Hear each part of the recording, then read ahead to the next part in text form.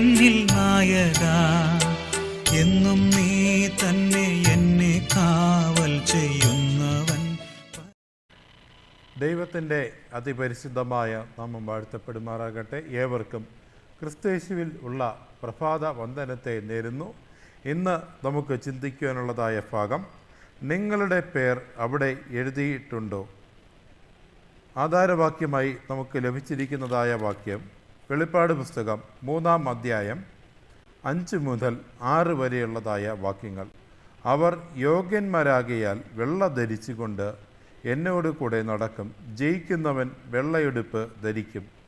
അവൻ്റെ പേർ ഞാൻ ജീവപുസ്തകത്തിൽ നിന്ന് മായിച്ചു കളയാതെ എൻ്റെ പിതാവിൻ്റെ സന്നിധിയിലും അവൻ്റെ ദാസന്മാരുടെ മുൻപിലും അവൻ്റെ ദൂതന്മാരുടെ മുൻപിലും അവൻ്റെ പേർ ഏറ്റുപറയും. ആത്മാവ് സഭകളോട് പറയുന്നത് എന്തെന്ന് ചെവിയുള്ളവൻ കേൾക്കട്ടെ.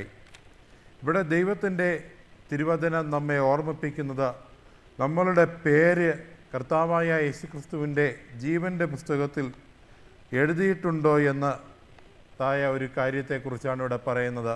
ഇവിടെ പറയുന്നത് ഇങ്ങനെയാണ്: ജയിക്കുന്നവൻ വെള്ളയുടുപ്പ് ധരിക്കും. ഇന്ന് ഈ ഒരു ഭൂമിയിൽ വലിയ ഒരു പോരാട്ടമുണ്ടാകുമെന്ന് ദൈവത്തിൻ്റെ പ്രവചനത്തിൽ നിന്നും നമുക്ക് മനസ്സിലാക്കുവാൻ സാധിക്കുന്നു. ഇവിടെ പറയുന്നത് ഇങ്ങനെയാണ്: കർത്താവായ യേശുക്രിസ്തുവിൻ്റെ ജനങ്ങളോട് എതിർത്ത് നിൽക്കുവാൻ പിശാച് തയ്യാറെടുക്കുന്നതായ ഒരു സാഹചര്യത്തെക്കുറിച്ചും അല്ലെങ്കിൽ തയ്യാറെടുപ്പുകൾ തുടങ്ങിക്കഴിഞ്ഞു എന്ന് ദൈവത്തിൻ്റെ തിരുവചനത്തിൽ നിന്നും നമുക്ക് മനസ്സിലാക്കുവാൻ സാധിക്കുന്നു. വെളിപ്പാട് പുസ്തകം 14-ാം അധ്യായം നമ്മൾ പഠിക്കുമ്പോൾ 3 ദൂതന്മാരുടെ ദൂതുകൾ നമ്മൾക്ക് നമ്മോട് പറയുന്നത് ഇങ്ങനെയാണ്: വിശുദ്ധന്മാരുടെ സഹിഷ്ണുത കൊണ്ട് ഇവിടെ ആവശ്യം. ഇവിടെ നമ്മോട് പറയുന്നത് ജയിക്കുന്നവർക്കുള്ളതായ വാഗ്ദാനത്തെക്കുറിച്ച്. അപ്പോൾ ജയിക്കുക എന്ന് പറയുന്നത് വലിയ ഒരു പോരാട്ടത്തിൽ കൂടെ നമുക്ക് വിജയിക്കുവാൻ സാധിക്കുകയുള്ളൂ എന്ന ദൈവത്തിൻ്റെ വചനത്തിൽ നിന്നും നമുക്ക് മനസ്സിലാക്കാൻ സാധിക്കുന്നു. അടുത്തതായിട്ട് ദൈവത്തിൻ്റെ ആത്മാവ് നമ്മോട് പറയുന്നത് വെള്ള വസ്ത്രത്തെക്കുറിച്ചാണ്.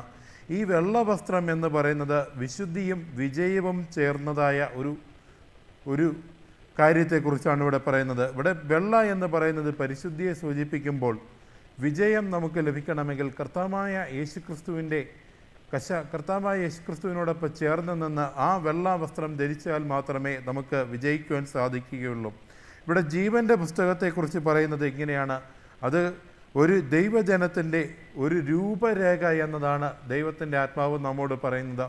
ഇവിടെ നാം ഈ ഭൂമിയിൽ എങ്ങനെ ജീവിച്ചു എന്നും ദൈവത്തിൻ്റെ കൽപ്പനകൾക്കും പ്രവചനങ്ങൾക്കും എത്രത്തോളം പ്രാധാന്യം കൊടുത്തു എന്നും ഇവിടെ വിലയിരുത്തുകയാണ്. യേശുവിൻ്റെ വാഗ്ദാനങ്ങളുടെ പശ്ചാത്തലത്തിൽ കാണുന്നത് പോലെ വിശ്വസ്തരുടെ പേരുകൾ മായ്ച്ചു കളയുകയില്ല എന്ന് യേശു വാഗ്ദാനം ചെയ്യുന്നു.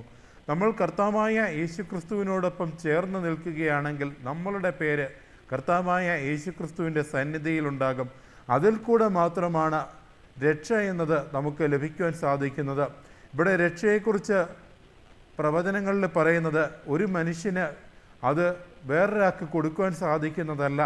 എന്നാൽ കർത്താവായ യേശുക്രിസ്തുവിൻ്റെ സന്നിധിയിൽ നിന്നും കർത്താവിനോടൊപ്പം നമ്മൾ ചേർന്ന് നിൽക്കുമ്പോൾ കർത്താവിൻ്റെ സന്നിധിയിൽ നമ്മളുടെ പാപങ്ങളെ ഏറ്റുപറയുമ്പോഴാണ് ഇവിടെ നമുക്ക് രക്ഷ ലഭിക്കുന്നത്.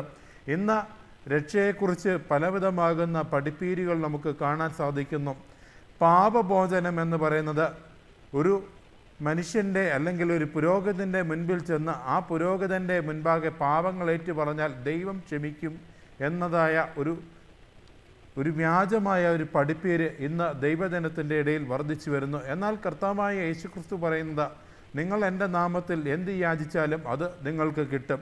ഇവിടെ പരസ്യമായ കുമ്പസാരം എന്ന് പറയുന്നത് പരസ്യമായ പാപത്തിന് വേണ്ടിയുള്ളതായ അല്ലെങ്കിൽ പാപത്തെ കർത്താവായ യേശുക്രിസ്തുവിൻ്റെ സന്നിധിയിൽ ഏറ്റുപറയുക എന്നുള്ളതാണ്.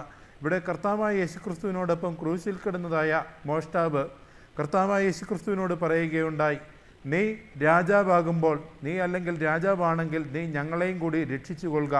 എന്നാൽ ഇത് കേട്ട് കിടന്നതായ വേറൊരു മോഷ്ടാവ് കർത്താവായ യേശുക്രിസ്തുവിൻ്റെ സന്നിധിയിൽ അവൻ്റെ പാപങ്ങളെ